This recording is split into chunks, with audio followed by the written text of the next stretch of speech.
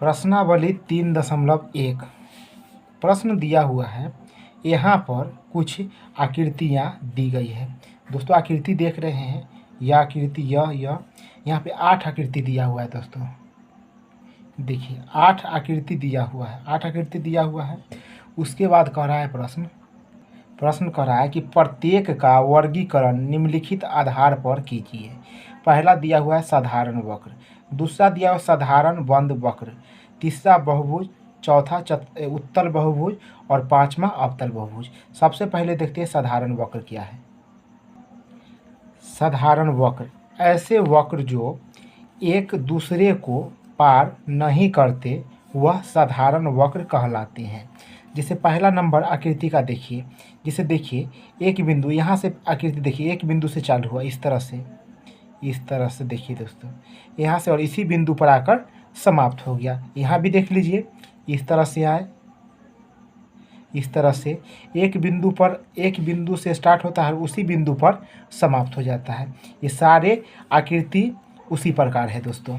तो ये देखिए, तो साधारण वक्र कौन हो जाएगा? पहला नंबर, दूसरा नंबर, पांचवा नंबर और छठा नंबर और सातवां नंबर, ये सारे साधारण वक्र है। अब देखते हैं साधारण वक्र। अब साधारण वक्र को समझ लेते हैं। साधारण वक्र ऐसा बंद वक्र जिसका शुरुआत व अंतिम बिंदु समान होता है साधारण बंद वक्र कहलाता है। यह इसका परिभाषा हो गया। जैसे देख लीजिए, इसका पहला और अंतिम बिंदु एक ही होगा। जैसे देख लीजिए, इस तरह से आ रहा है, इस तरह से आ रहा है, इस तरह से आ रहा है और इसी बिंदु पर समाप्त हो रहा है। ये भी देख लीजिए, इस तरह से आ रहा है, इस तरह से इस बिंदु पर समाप्त हो गया। इस तरह से देख लीजिए, इस तरह से आ रहा है, इस तरह से आ रहा है और इस बिंदु पर आकर समाप्त हो गया। उसके बाद देखिए, मान लीजिए कि इस जगह से चालू हुआ, इस तरह से इस तरह से इस तरह से और इस बिंदु पर आकर समाप्त हो गया। उसके बाद देखिए, मान लीजिए कि यहाँ पे बिंदु है, इस बिंदु से इस प्रकार आया और इस तरह से यहाँ आकर समाप्त हो गया। तो ये सब साधारण बंद वक्र है दोस्तों। अब देखते हैं बहुभुज। बहुभुज होता है 3 या 3 से अधिक रेखाखंडों से बंद आकृति को बहुभुज कहते हैं। बनी बंद आकृति को बहुभुज कहते हैं। जैसे देख लीजिए, देखिए यहाँ पे 3 या 3 से अधिक है, 1 2 3 4 5 रेखाखंडों से बंद आकृति है दोस्तों। तो ये बहुभुज हो गया।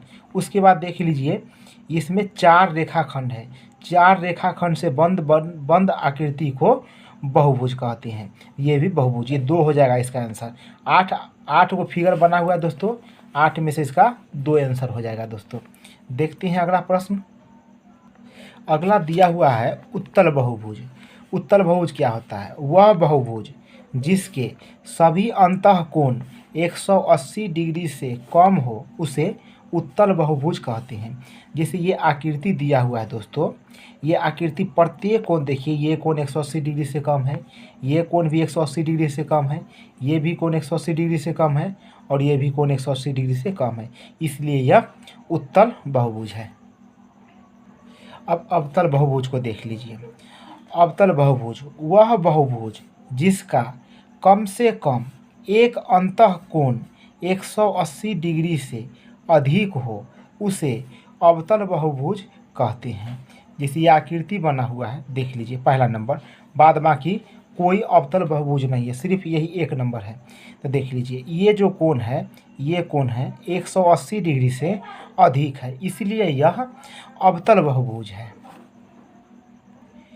दूसरा नंबर क्वेश्चन दिया हुआ है कि समबाहुभुज क्या है। तो एक समबाहुभुज का नाम बताइए जिसमें 3 भुजाएं, 4 भुजाएं और 6 भुजाएं हो। तो समझते हैं सबसे पहले समबाहुभुज क्या होता है। तो समबाहुभुज वह बहुभुज जिसकी सभी भुजाएं तथा सभी कोण समान हो उसे समबाहुभुज कहते हैं। जैसे मान लीजिए एक बहुभुज है जिसका देखिए प्रत्येक, यहाँ पे देखिए ये बहुभुज है, इसका प्रत्येक भुजा देखिए आपस में बराबर है और प्रत्येक कोण भी बराबर है, इसलिए यह समबाहुभुज है। और समबाहुभुज यह समबाहु त्रिभुज हो जाएगा क्योंकि इसका सब भुजा बराबर होता है और सब कोण बराबर होता है। तो 3 भुजाएं, तो यह हो जाएगा समबाहु त्रिभुज। अब 4 भुजाएं कह रहा है, 4 भुजाएं, तो 4 भुजा है तो वह वर्ग हो जाएगा। अब आकृति से समझा देते हैं दोस्तों। देखिए यह एक वर्ग है, इसका सब भुजा आपस में बराबर होता है। ए बी भुजा हो जाएगा, बी सी हो जाएगा, सी डी हो जाएगा और ए डी। तो चारों भुजा आपस में यहाँ पे बराबर, और प्रत्येक कोण जो होगा दोस्तों वह 90 डिग्री होगा।